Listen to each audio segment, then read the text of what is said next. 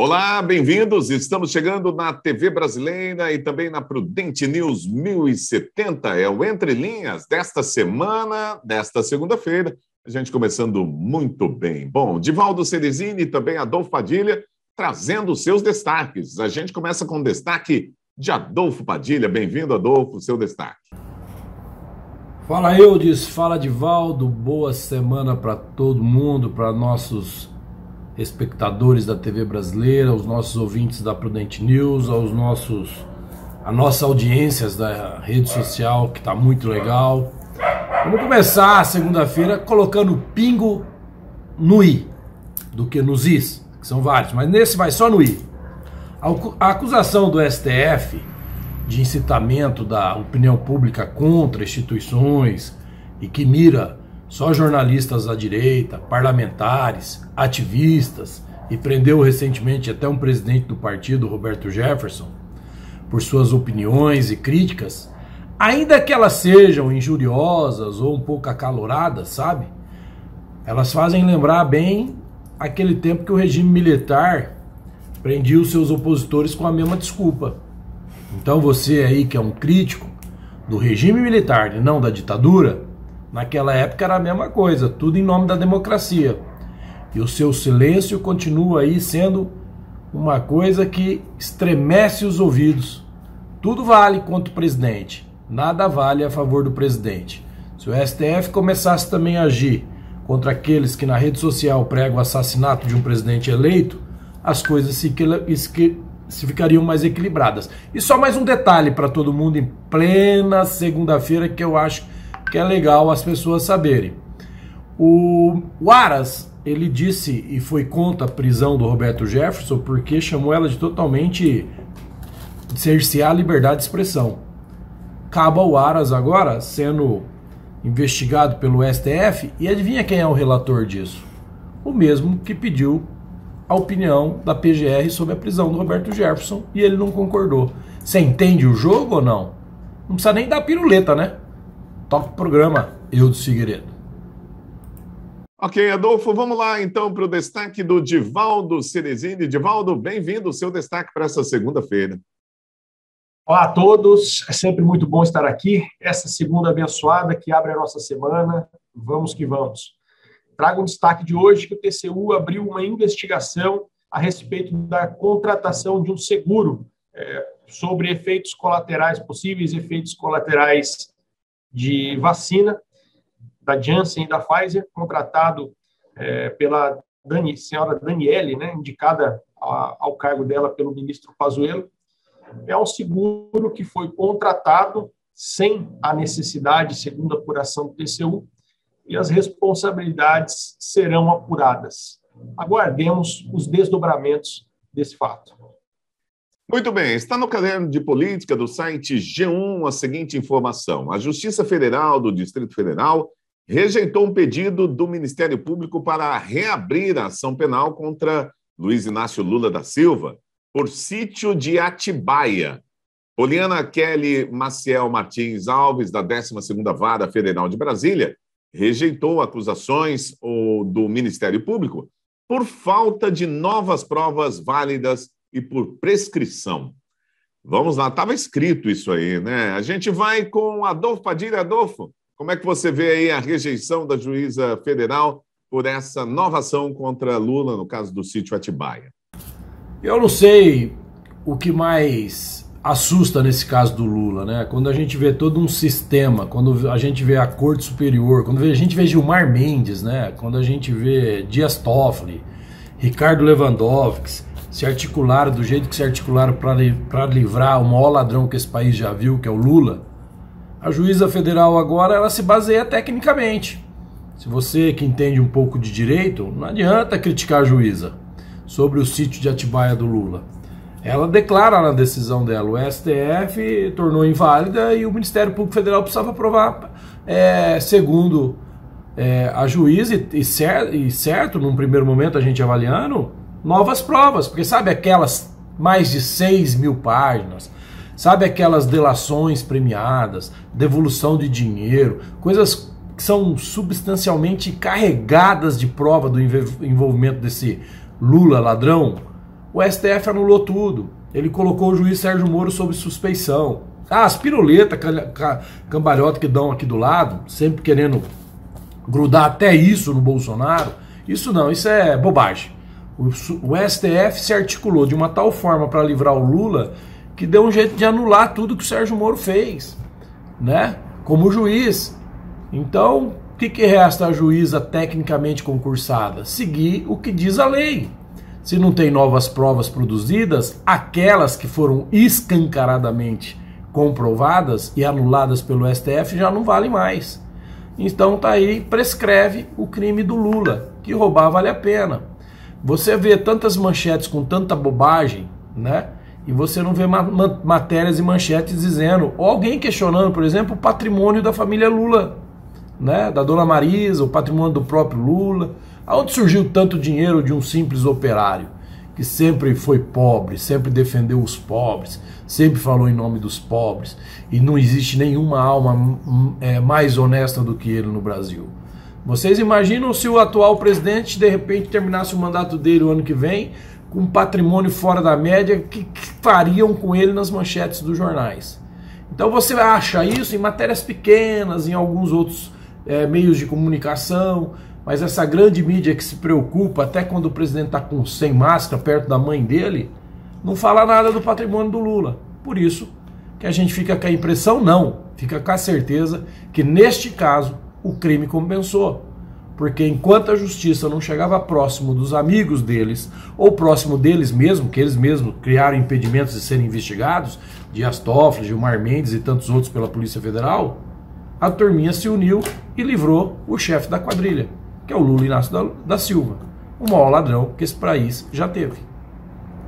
Muito bem, vamos lá. Divaldo Ceresini, a sua opinião. A juíza federal do Distrito Federal rejeitou, então, a reabrir a ação penal contra Lula por conta daquele sítio bonitinho ali em Atibaia, hein? É aquele sítio que tinha a foto dele pendurada na parede, tinha a roupa dele, cueca dele, tinha a escova de dente dele, uma pedalinho dele, mas que não era dele, segundo ele próprio, na verdade. Infelizmente, esse desfecho ele já era esperado no momento em que o STF anulou as provas do processo e determinou que ele retornasse para a primeira instância, mesmo depois da primeira, da segunda instância e do STJ terem confirmado a condenação do ex-presidiário Lula, né, em relação a este e também a outros casos. E aí, como as provas robustas, como eram, foram canceladas, não restou outra alternativa que não o cancelamento também da ação, da nova ação proposta, até porque os crimes já foram prescritos, né, em razão dessa reviravolta que foi feita lá no STF. Isso não significa, em absoluto, que realmente não existam provas e que o ex-presidiário seja inocente.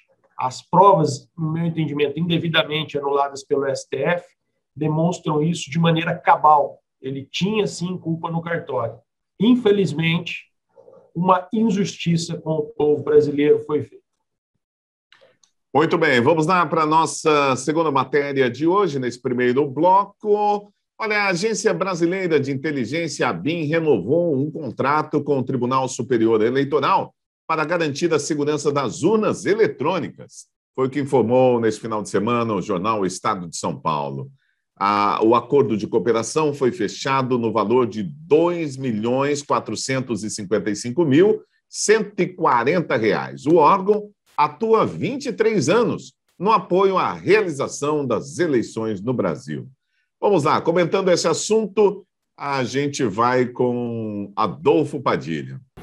Essa da ABIN renovar o contrato, eu vou ver comentário por aí, ou talvez até aqui, dizendo assim, a incoerência, né, do executivo. Prega uma campanha para auditar o voto e agora o Gabinete de Segurança Institucional, o GSI, renova o contrato para a segurança das urnas. Não, o que a gente tem que se apegar aqui é o seguinte, melhor, né? Pior seria se não renovasse, mas isso não significa nada. Não muda nada na necessidade de auditar o voto. Não muda nada na necessidade de a gente ter mais transparência para a nossa democracia. Não muda nada em a gente querer apenas o que é certo. Nada mais do que isso. A gente vê tanto dinheiro jogado fora, a gente vê tanto dinheiro saindo aí por onde não devia sair, o dinheiro do fundo partidário, né? Falar nisso, o presidente vetou. Quais serão as piruletas agora que irão dar, né? Tava uma turminha aí na torcida para ele não vetar. Ele tem limitações legais e ele vetou. Então o que a gente tem que se apegar é nisso, menos mal. Mas muda alguma coisa? Não, não muda.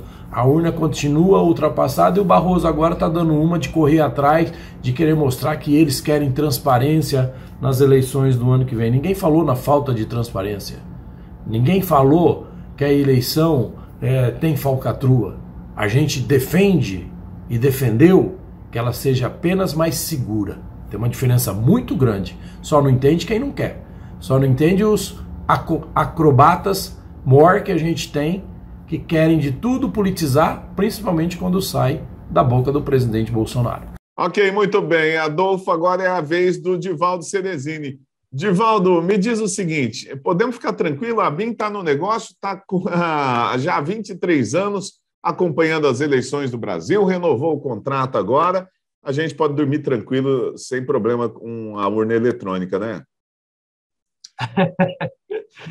A BIM está, e lembrando que o Alexandre Ramagem, que é o diretor-geral da BIM, ele que tentou se colocar na Polícia Federal, na diretoria-geral da Polícia Federal, quando o Flávio Bolsonaro estava muito enroscado com o caso das rachadinhas, né?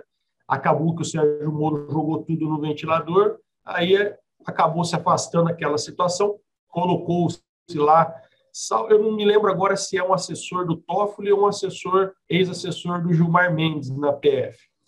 E o Ramagem ele acabou indo para a ABIN. E lá na ABIN, ele também esteve num enrosco envolvendo o Flávio Bolsonaro na produção de dossiê que embasasse a defesa do Flávio Bolsonaro em relação a esse caso da rachadinha, né?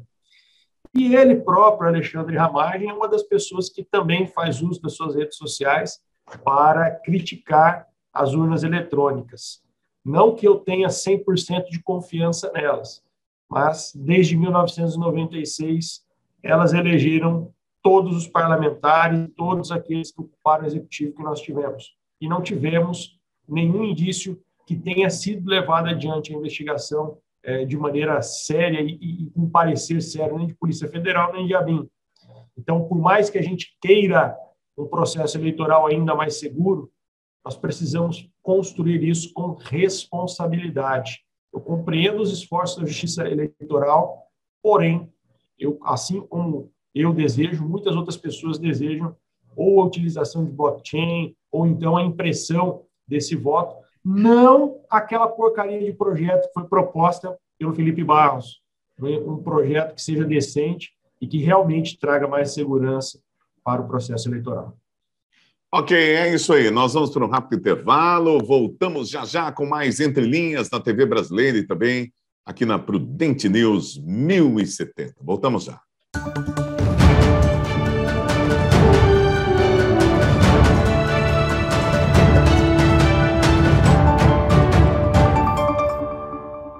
Ok, já estamos de volta. Esse é o Entre Linhas na Prudente News 1070 e também na TV Brasileira. Obrigado pela sua audiência.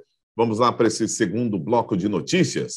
Vamos falar agora da CPI da Covid-19. A presidência da CPI da Covid decidiu limitar o acesso de documentos sigilosos em posse da comissão para atender uma determinação do ministro do Supremo Tribunal Federal, Ricardo Lewandowski. O presidente da CPI, Omar Aziz, disse que o acesso será dado ao senador, autor do requerimento que originou a documentação. O objetivo é evitar o vazamento de informações sob sigilo. Bom, comentando esse assunto, a gente vai com Adolfo Padilha. Adolfo, é com você. Essa CPI é um circo, né, cara? Essa CPI a gente não vai cansar de falar, quer dizer, é um circo da pior qualidade.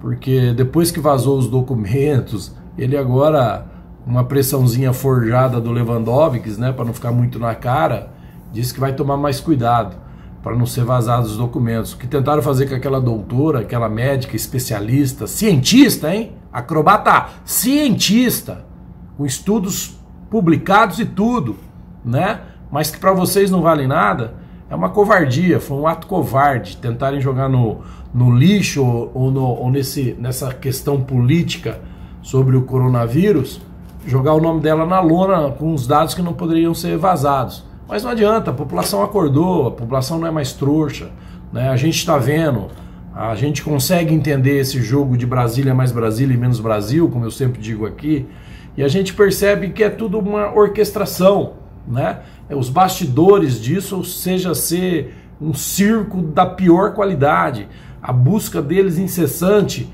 de querer penalizar o Bolsonaro, de querer achar uma prova contra o Bolsonaro, tentaram a compra da vacina e não deu certo, tentaram o tratamento preventivo e não deu certo. Enquanto isso, fica se passando o processo do Nordeste, né? Aquele consórcio do Nordeste, aquele outro caso de governador que pagou 45 milhões, 48 milhões para comprar respiradores, depois foi ver que a empresa era uma empresa que nem vendia respiradores. Enquanto isso tudo está passando, porque você fica aí fazendo corinho para bobagem, que você fica aí dando importância para as narrativas criadas pelo berrante virtual, né? E nós vamos levando desse jeito. O Brasil vai a trancos e barrancos nesse sentido, enquanto a gente tenta apenas tentar mostrar de que nós temos uma possibilidade de continuar avançando e corremos grande risco de voltar para trás a troco, sabe do que? Do seu mimimi, da sua falta de humildade, de querer entender e falar, peraí, pode não ser perfeito, mas até agora está indo bem. Para que mudar? Por que mudar? Ou melhor, se não tem a certeza de que pode mudar, não vamos correr o risco de voltar para trás. Será que você consegue fazer esse exercício? Diz aí, Eudes. Ok, Adolfo, vamos lá, Edivaldo Cerezini. Você acha que era para tanto mesmo? Informações sobre sigilo na CPI? Você vê que essa ação é realmente, vamos dizer assim, ela é correta? Tem que ser assim? Não deveria ser assim, né? Porque nós deveríamos ter lá no Senado pessoas com o intuito exclusivamente de contribuir para o país. Infelizmente, não é o que parece termos. Nós temos gente lá acessando esses documentos, fazendo a divulgação desses documentos, alguns sobre os quais é exigido sigilo, porque ainda são fatos em investigação, e a divulgação desses documentos em momento inapropriado vira a dificultar essas investigações. Tivemos recentemente casos desses daí citados pela própria Justiça, pela Polícia Federal, inclusive documentos produzidos pela Polícia Federal. Então, eu entendo que é uma medida que pode se fazer necessária, sim, que infelizmente atrapalha o processo de transparência para os demais membros que não requereram aquela documentação, mas o intuito de obedecer essa determinação do STF e com a finalidade também de prosseguir as investigações, se for durante um período de tempo estritamente necessário a essas investigações, eu entendo como uma medida, dadas as circunstâncias, válidas. Afinal, temos visto muita gente sabotar a CPI, seja para passar pano, seja para imputar responsabilidades indevidas a algumas pessoas. Muito bem, vamos lá para a nossa última notícia em destaque aqui no Entre Linhas de hoje. Olha, quando o pessoal da redação veio conversar comigo sobre essa notícia aqui, eu perguntei, isso não é um fake news? Não é uma fake news? Será que é? Será que não é? Olha, está no caderno da revista Oeste, no caderno de política. Atenção para essa informação. O ex-ministro da Defesa, Raul Jungmann, afirmou em uma entrevista publicada pela revista Veja que obteve a informação de que o presidente Jair Bolsonaro teria ordenado à Força Aérea a realizar um voo rasante com o caça Gripen sobre o Supremo Tribunal Federal para estourar os vidros do prédio da corte. Raul Jungmann, que também ocupou a pasta da Justiça e da Segurança Pública do governo do ex-presidente Michel Temer, disse ainda que a saída dos comandantes das Forças Armadas em março se deveu justamente à suposta determinação de Bolsonaro, que não teria sido cumprida pelos chefes militares. Bom, a gente vai começar aqui, primeiramente, com o mais cético da nossa turma aqui, Divaldo Ceresini. O que você acha dessa notícia? Fake news ou ela é verdadeira? Ela tem os elementos para ser ambas as coisas, né? É importante a gente sempre destacar que o elemento principal da fake news é transformar uma meia-verdade contar uma mentira a partir de uma meia-verdade. Essa suspeita que é levantada pelo ex-ministro Jungmann, ela é uma suspeita de todos aqueles que não têm o desespero de apoiar o presidente a qualquer custo. Porém, até o momento, no meu entendimento, não houve a apresentação de qualquer elemento que subsidiasse de maneira substancial essa tese. Da mesma forma que a gente pode citar aqui um exemplo de uma fake news que está correndo absurdamente nesses últimos dias, o presidente do Senado, Rodrigo Pacheco, ele era advogado antes de se tornar senador e, por consequência disso, o nome dele aparece em diversos processos. E aí pegaram lá uma consulta no STF com 23 processos, dos quais ele figura na condição de advogado em 22 e na condição de polo ativo, né, aquele que entrou com o processo em 1, e a turma divulga isso daí como se ele tivesse enrolado com processos lá no STF, quando, na verdade, esse nome dele aparece em decorrência da atuação profissional dele nesses processos, né? E tudo isso porque ele contrariou em discurso, dizendo que, em tese, ele não vê crime que justifique o impeachment nem dos ministros do STF, nem do presidente da República. E esse caso apresentado agora em relação ao ex-ministro Jungmann, no meu entendimento, segue uma linha parecida, né? A partir de uma meia-verdade se conta uma mentira. Agora, havendo subsídios, eu entendo que uma pessoa que tem a relevância pública do ex-ministro Jungmann, que já foi deputado, já ocupou diversos cargos públicos, ele deveria, para fazer uma declaração dessa, trazer elementos que subsidiassem isso. O resto é irresponsabilidade, no meu entendimento. Muito bem, é isso aí. Vamos lá agora com Adolfo Padilha. Adolfo Padilha, parece jogar pedra na casa da vizinha, essa situação. Será que aconteceu? Será que não? Qual que é a sua opinião, Adolfo? O Jungmann, é uma passagem muito legal do Jungmann com o ex-prefeito Agripino Lima, né? Quando ele não colocava a mãozinha dele aqui, enquanto sem terra fazia o que queria aqui no Pontal do Paranapanema, ele ficava no gabinetinho dele do ar-condicionado sem tomar medida nenhuma, né? E na ocasião daquela caminhada que o Zé Rainha queria fazer a Presidente Prudente, na ocasião o prefeito Agripino Lima queria impedir, e o Jungmann falou que imagina que isso era um horror, ele recebeu um fax do Agripino bem legal mesmo, né? Tipo assim, pega o dedinho seu e faz Bom, enfim, vamos respeitar a nossa audiência. Mas isso correu todas as mídias na época. Se naquela época nós tivéssemos a rede social, o senhor Agripino teria explodido de fãs, porque a turma gostou do que ele mandou o Jungmann fazer e para o que ele mandou o Jungmann fazer, já que ele não fazia nada contra o Sem Terra. E agora ele vem com essa conversa de que o Bolsonaro mandou os jatos sobrevoarem o STF. Não, é brincadeira um negócio desse, né? É uma coisa de ou falta de assunto, né? Ou falta de assunto. Se tem alguém hoje no jogo político, e deveria, hein? O Bolsonaro deveria esconder um pouco o que ele pensa, mas que não esconde nada do que ele pensa e nada do que ele manda fazer, é o presidente Bolsonaro. Porque o resto, tudo é produção de marketing, tudo é produção.